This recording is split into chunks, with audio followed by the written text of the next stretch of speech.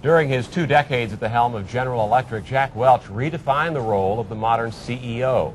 His management techniques transformed GE into one of the most admired companies in the world, a global conglomerate dominating nearly every sector in which it competes. One of the hallmarks of Welch's tenure was his ability to identify and groom leaders who have gone on to run some of the most successful companies in the world. Now, Welch, along with his new wife, Susie, formerly the editor of the Harvard Business Review, has written Winning.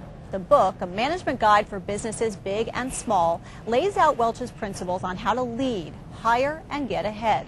Earlier, I sat down with Mr. Welch and asked him what are the traits he looked for in the people who became his key players. I'm desperate to get myself people that are smarter than me. I'm desperately trying to get people with energy. I call it the 4 E's. Energy, ability to energize people, to execute, get it done, and have edge. And I want passion. I want them to care more. Now, you said success is all about growing others. And you have something that might be a little controversial to some people. You have some critics about differentiating your employees. You have the top performers, the middle 70%, and the underperformers, which you want to kick out the door. Right. So how do you motivate the middle performers, and how do you get rid of the lowest? Okay, I think that this is a widely misunderstood concept, but it is controversial. You want to make sure everyone knows where they stand in your organization. And it's a leader's obligation. Most companies, the leader holds back. People don't know where they stand. In this case, where you praise the top 20, you take the middle 70 knows how they can improve to get higher, and you never forget them because they're the critical part of the organization. And the bottom 10, you tell them, hey, it's time for you to move on. It's not firing. It's telling them to move on. Find something that way you, and they do themselves. You don't fire anybody when you do that. Maybe 20% of them. But most of them leave on their own because who wants to be in a place where they're not wanted? Nobody does. And what about winning is everything? That's something you believe in. I mean, would you rather be in the loser's locker room No. or the winner's locker room? It's just more fun. It's more energizing. It's more rewarding in every way, in the soul, in the wallet, every place you want to be. And people to see other people win is even more exciting. Once you're a leader, your job isn't about you as much as it's about them. And what if you have a bad boss? Kind of turn it around a little bit. What if it's an employee who's stuck with a bad boss? First of all, the employees got to look at themselves. A real mirror test. Is it really the boss or is it them? If they find out it's really the boss, then they're going to make some choices. They've got to get some options to leave before they take them on. And then they got to take it on. They can't be a victim. Jill, don't let anyone be a victim.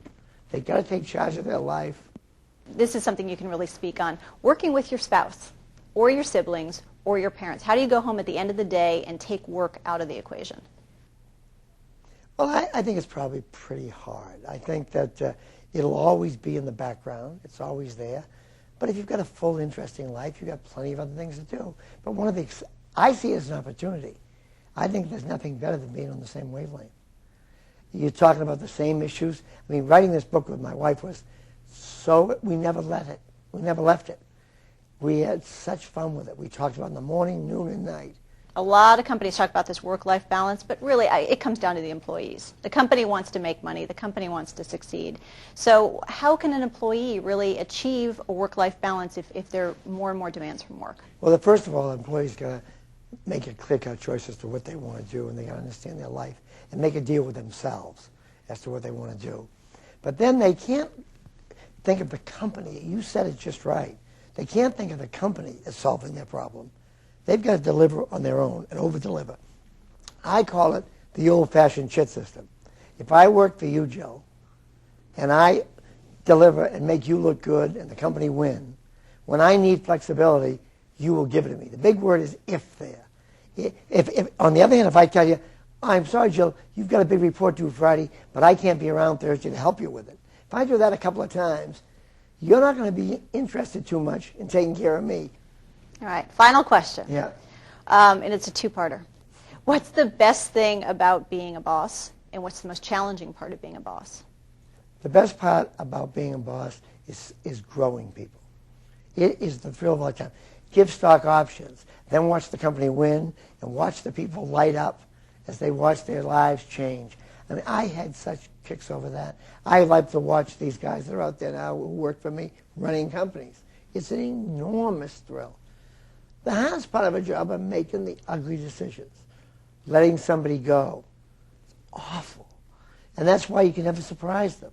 You got to always be appraising them. They got to know where they stand.